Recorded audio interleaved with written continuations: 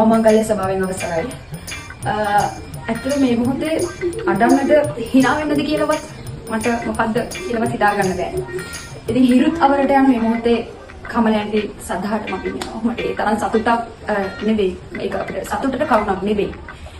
ඇත්තටම කමලැන්ටි ගැන කියන්න ඕනේ මම ඇතුළුව අපි ගැන හොයලා බලන්න හිටිය එකම මිනිස්සයා මේක මේ. අපි ගැන නොදන්න දෙයක් නෑ. ඒ තරමට අපි ගැන හෙව්වා. අපි කන්නේ බොන්නේ මොනවද? යන්නේ ඉන්නේ කොහෙද?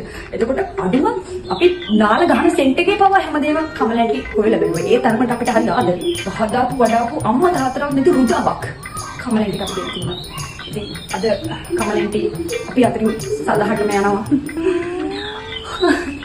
හැම ගෙදරම අපි කරන්නේ මොනවද යන්නේ කොහෙද කියන එක හැම ගේකම මිනිස්සෙක් දැනගත්තාම ඒ කමලැන්ටි කියන දෙකින් අදාරම ඉන්නවද එක්කම මොචෝචි හිරුත් අවල්ට යන මේ මොහොත අපි ඉතාමත් ප්‍රීතිමත්ව සමරන්න ඕනේ නෑ. කමලැන්ටි ඉතින් යලි අප අතර ඉපදේවා කියන්න නෑ. ඉතින් ඉන්න තැනක පව් දෙන්නේ නැතුව සමාදානයේ සැතපෙන්න පුළුවන් නම් වඩා හොඳයි.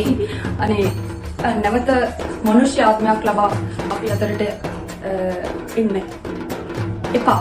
මොකද දෙවි කෙනෙක් පිළිකුල් කෙනෙක් අතර ඉන්නේ. අරබින්ව දෙකම.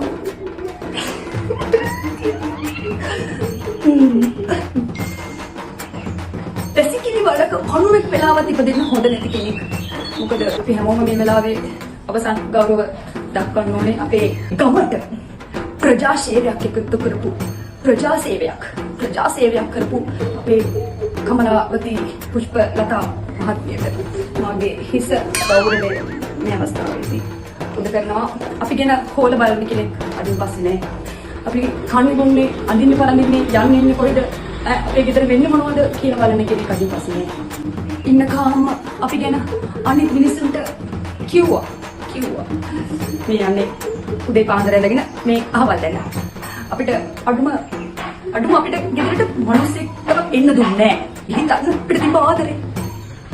ගෙදර මිනිස්සෙක් ආවත් තාපේ බලනවා.